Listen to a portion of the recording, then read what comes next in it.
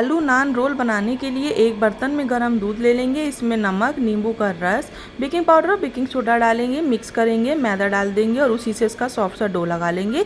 अब उबले हुए आलूओं को ग्रेट करेंगे, उसमें हरी मिर्च, हरी धनिया डालेंगे, घर के सारे बेसिक मसाले डालकर मिक्स कर लेंगे। साथ में डाल लेंगे कॉर्नफ्लोर। कॉर्नफ्लोर मिक्स करने के बाद इसके छोटे छोटे से हम रोल बनाएंगे और रोल बनाने के बाद मैदा और साथ में कॉर्नफ्लोर है उसमें नमक डालकर स्लरी बनाएंगे, ब्रेड क्रम्स में कोट करेंगे, गरम गरम ऑयल में इसको हम फ्राई कर लेंगे।